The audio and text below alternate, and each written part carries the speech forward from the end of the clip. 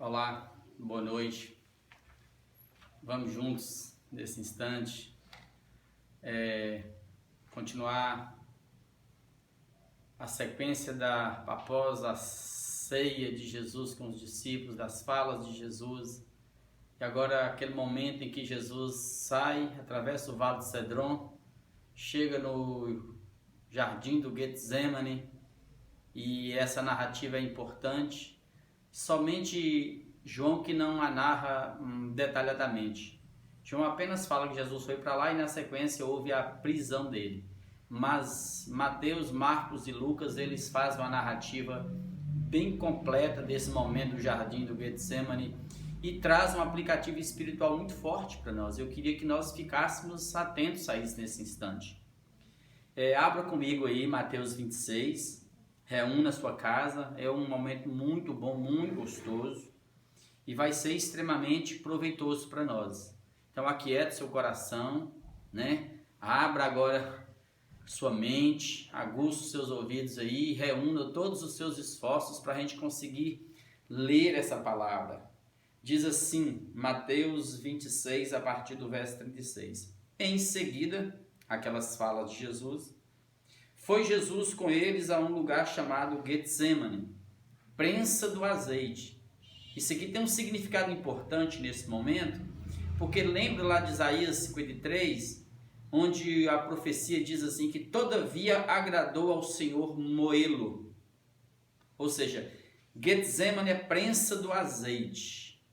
Era ali no sopé do monte, tinha um olival e tinha ali o lugar onde fazia isso. Prensa do azeite, grava. E disse a seus discípulos, assentai-vos aqui enquanto eu vou ali orar. A narrativa de Lucas fala que ele retira-se e sai a uma distância de um tiro de um arco. Eu não sei como um tiro de pedra quer dizer. Se eu pensar em um tiro de pedra de mão, uma média de 100 metros por aí. Ele afasta um pouquinho.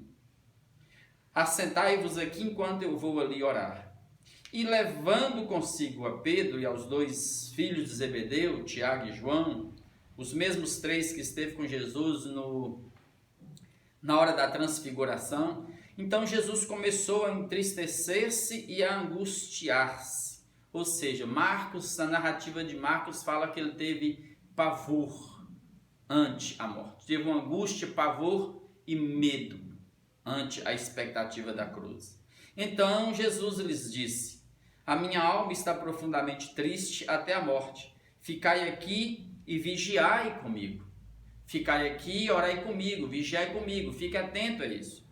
Adiantando-se um pouco, Jesus prostrou-se e, diferentemente dos judeus que oravam em pé, Jesus, no ato de extrema humildade e submissão a Deus, ele se prostra de joelhos, diz os outros, né? Prostrou-se sobre o seu rosto, orando e dizendo, meu Pai, se possível, passe de mim este cálice. Todavia, não seja como eu quero, e sim como tu queres. E voltando-se para os discípulos, achou-os dormindo. Eu disse para vocês que o dormir aqui não era porque estavam cansados de sono, não. Talvez fosse em função deles terem saído da ceia, cada um ter tomado um pouco de vinho, que era comum entre eles, e o vinho os deixou mais dormentes, mais assim, cambaleando, por assim dizer, né? Os olhos mais cansados. E disse a Pedro então Jesus, então Pedro, nenhuma hora pudestes vós vigiar comigo? Em nenhum momento vocês conseguiram entender o que significa ser intercessor, sentir a dor do outro, perceber a dor do outro? Será que vocês não enxergam e não compreendem isso, Pedro? Nenhuma hora vocês conseguiram fazer isso comigo? Aí Jesus afirma lá a narrativa, ó, vigiai e orai, para que não entreis em tentação. Não entreis em tentação. O espírito, na verdade, está totalmente pronto. Eu sei que no espírito eu creio, mas a minha carne não. A minha carne tem muitas pulsões, tem muitas necessidades. A vontade da carne não é jejuar, não é orar, não é ler Bíblia, é sentir os prazeres deste mundo. Embora com a mente eu saiba o que é. Tornando a retirar-se, orou de novo, dizendo, meu Pai, se não é possível passar de mim este cálice sem que eu beba, faça-se a tua vontade. Amados, por 2 vezes Jesus faz essa oração: Pai, afasta de mim essa vontade. E eu quero chamar a atenção de vocês para vocês observarem primeiramente 2 coisas. Uma, a oração de Jesus aqui, como muitos pensam, Jesus não está pedindo a Deus, o Pai, que o afaste da cruz. Pai, aparta de mim este cálice, o cálice da cruz. Não. Se eu pensar assim, eu vou contra o que Jesus disse anteriormente.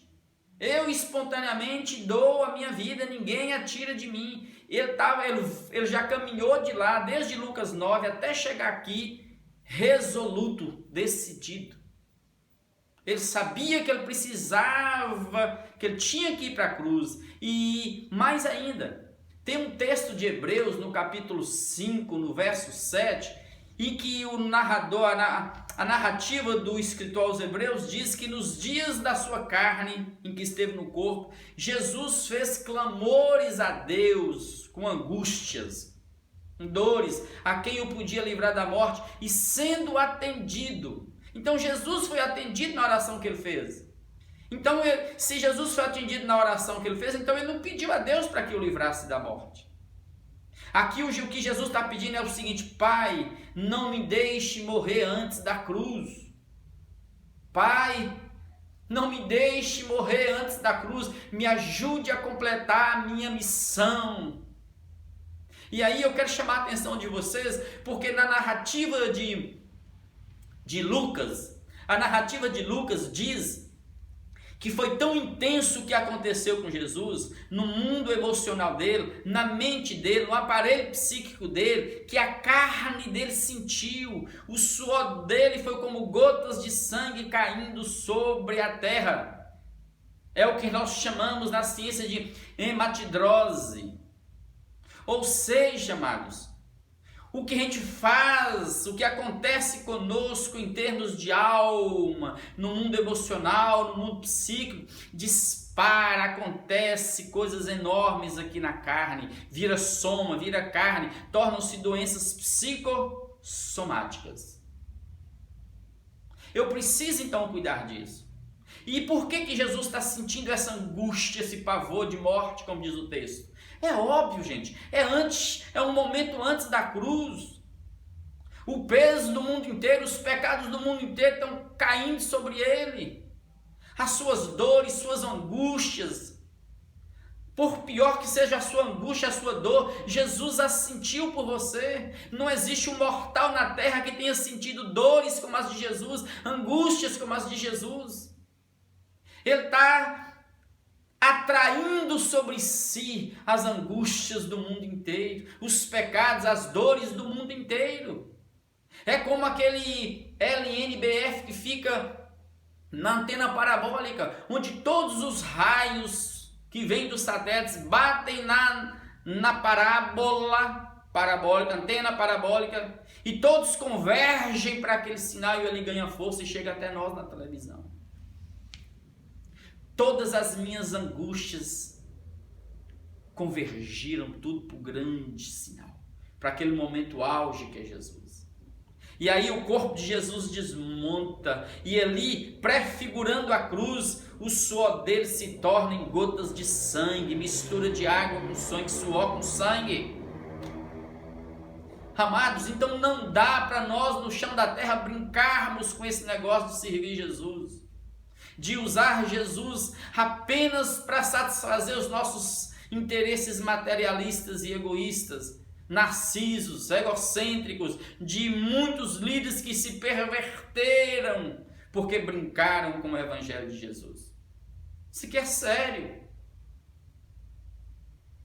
A narrativa diz isso. E Jesus fala: Deus, não me deixe morrer antes da cruz. E eu te digo, nesse instante em que a gente começa a viver aqueles momentos difíceis na terra, em que as coisas vão se apertando, o cerco vai fechando, a gente precisa entender: não dá para nadar e morrer na praia. Não queira morrer antes da cruz. Não queira, amados.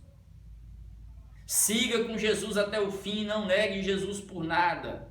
E o texto diz aqui no verso 45, Então voltou para os discípulos e lhes disse: ainda dormis e repousais?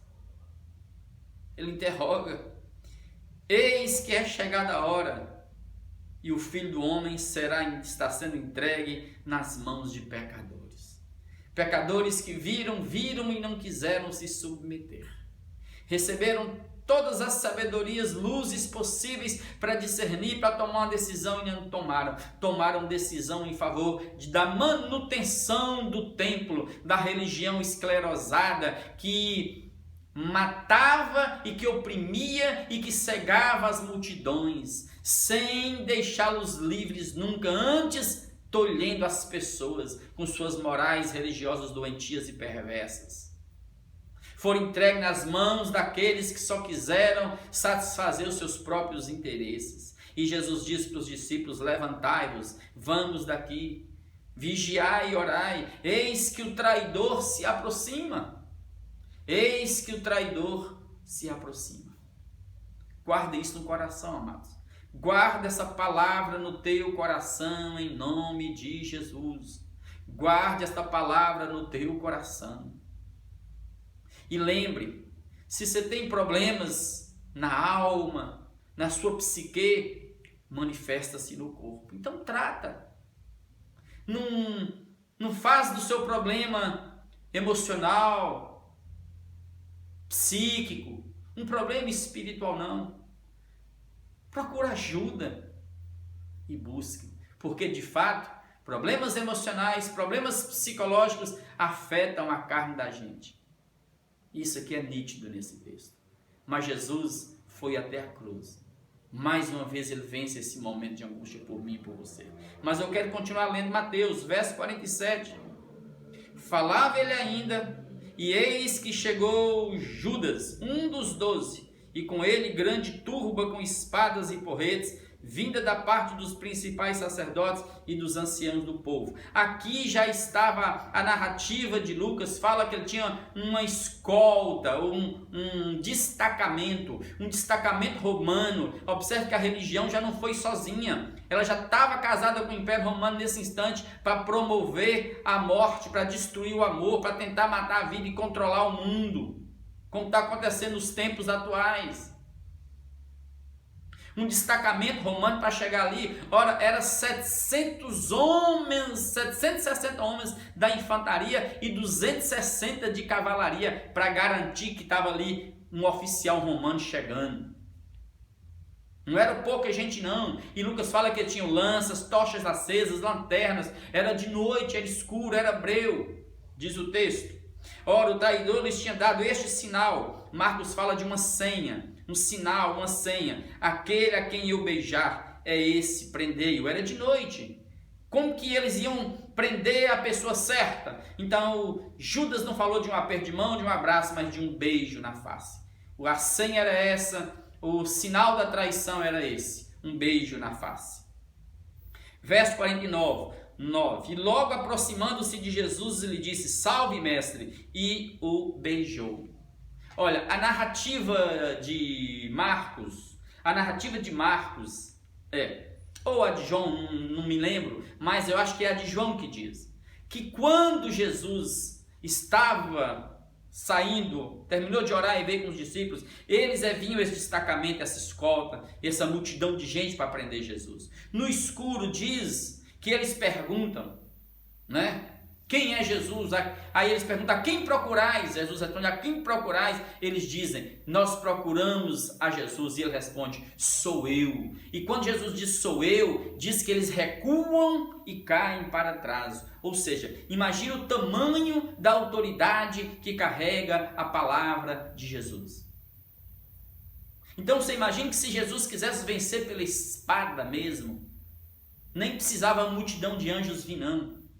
A palavra dele era tão poderosa que eles recuaram e caíram. Isso chama-se autoridade. Então observa que o mesmo Jesus que é suave, que é manso, que é doce, é o mesmo Jesus que fala com autoridade, com ousadia, com intrepidez. Então a autoridade é essa mistura. E eu quero chamar a atenção de vocês para esse detalhe que está aqui. Jesus, porém, lhe disse: amigo, para que vieste? Nisto, Aproximando-se eles, deitaram as mãos em Jesus e o prenderam. Em outros textos, Jesus diz: se sou eu a quem procurais, deixai os outros ir livre. Não tentem pegar nos outros. Aqui tem mais narrativas importantes. Eis que um dos que estavam com Jesus, que é Pedro, a narrativa de João vai dizer que é Pedro, estendendo a mão, sacou da espada e golpeando o servo do sumo sacerdote, que também lá diz que é Malco. O nome desse esse servo do sumo sacerdote chama-se Malco. Cortou-lhe a orelha. Aí você pergunta, o povo de Jesus usa espada? Que a discussão hoje em dia é isso, né? Nós vamos pegar em armas, nós podemos colocar armas, é a questão de ter armas ou não, pode armas ou não, e muitos tentando defender, diz que os discípulos de Jesus carregavam arma. Gente, lá é uma situação, aqui é outra. É como eu ia ali na roça da minha avó, e eu caminhei lá durante muito tempo, não tem alguém que perambulava de cavalo por ali que não carregava um facão do lado. Esse facão é uma arma para ir para uma guerra? Não, é um instrumento que se usava no caminho deles, seja para cortar algo, abrir caminho, seja para se livrar de um animal, de um inimigo. A intenção da arma ali não era para guerra, não. Era um instrumento útil naqueles dias para eles de muitas formas. E o texto vai dizer claramente que Jesus então disse a Pedro: embainha a tua espada, pois todos os que lançam mão da espada, a espada perecerão. Então isso aqui basta. Se fosse para guerrear, Jesus tinha chamado para a batalha. Você não sabe de que espírito eu sou, Pedro? Guarda a tua espada. Nós não viemos para a guerra, a nossa revolução é pelo amor. É assim que a gente vence as trevas, é assim que a gente vence o inimigo. É amando, é orando, é abençoando. Não é fazendo como a nossa terra, as nações estão fazendo, não. E observe que a nação parou nesses últimos 2-3 meses, desde dezembro para cá. As cadeias de produção caíram, vidas estão morrendo, gente está sofrendo, eles estão sem saber o que fazerem, tendo como instrumento apenas o isolamento social. E quem fez tudo isso não é arma, não foram bombas, não foram mísseis, não, foi um vírus. Então a arma não tem significado diante de Deus. Deus jamais queria que nós pegássemos em arma. Para que eu quero uma dentro da minha casa? Olha que a autoridade de Jesus, a palavra de Jesus jogou por terra os seus inimigos. E diz mais o texto. E Jesus fala assim: acaso pensas que não posso rogar a meu Pai e Ele me mandaria neste momento mais de 12 legiões de anjos? Milhares e milhares, porque uma legião é uma palavra romana, e uma legião romana é de 2.000 a 6.000 soldados. Então Jesus tem anjos à disposição, não precisa de exércitos com armas na mão para uma batalha aqui na terra, não, de forma nenhuma. O texto diz que Jesus cura o servo do sumo sacerdote, pega a orelha dele, coloca lá no lugar e faz uma cirurgia, um milagre ali instantâneo. Gente, é tremendo você caminhar nessa perspectiva de Jesus. Como, pois, se cumpririam as escrituras segundo as quais assim devem suceder? Naquele momento disse Jesus às multidões: saístes com espadas e porretes, com lanças, com cavalo, com gente, para prender-me, como se eu fosse um ladrão salteador. Todos os dias no templo, eu me assentava lá no templo, convosco, ensinando, e vocês não me prenderam. Por que vocês vieram à noite? É porque os covardes trabalham nas noites. Lembram de enquanto os pobres da terra dormem, é de noite que eles maquinam o mal, tramam. Você acorda, já tem leis fazendo isso, e já orquestraram tudo. Covardes agem assim. Eles sabiam que o que eles estavam fazendo era errado. Porque se fosse certo, mesmo que fosse legalmente certo, eles fariam à plena luz do dia. Não fariam à noite e nem com senha de beijo para atrair ninguém. Tudo isto, porém, aconteceu para que se cumprisse as escrituras dos profetas. Então os discípulos todos, deixando, fugiram. Mais uma vez aqui, ó, o Filho do Homem fica só. Só. Foi entregue como ovelha muda perante os teus tosqueadores. Todos o abandonou, Pedro e os demais, cada um ficou disperso. E ele foi, a verdade, foi sozinho para confrontar todas as autoridades. E para fazer silenciá-las e convencê-las daquilo que eles já sabiam que era errado, pecado. Mataram o Cristo, o Galileu, o Filho do Deus vivo. Vamos orar. E a minha oração é para que nós cuidemos dos nossos aspectos emocionais, psicológicos e espirituais, que a nossa vida seja alinhada. E que você não desista da cruz. Não queira morrer antes de completar sua missão. Não fuja da responsabilidade que Jesus te deu. Assim como ele não fugiu da cruz. E ele rogou ao Pai: Pai, não me deixes morrer antes da cruz. E Deus assim o guardou. Vamos orar. Ore. E você que está passando pelo Getsemane, que está nessa prensa do azeite, sendo moído de um lado, moído do outro, com problemas emocionais, com problemas psicológicos, você que tem até problemas espirituais, vamos orar nesse instante. Eu quero orar com você onde você estiver, que essa oração chegue, que uma grande teia seja criada aqui agora em oração, para que cadeias se rompam nesse instante e vidas sejam curadas e ministradas. Pai, o Senhor é bom. O Senhor nos amou de tal forma que fez cair sobre o teu Filho todos os pecados do mundo, todas as angústias da terra e dores da terra e pavores da terra estavam sobre o teu Filho. E ali no Getsemane, na prensa do azeite, ele foi prensado, ele foi moído e torturado. E ali, Pai, ele derramou sangue, antevendo, antecedendo, ó Deus, o sangue derramado lá na cruz, Pai.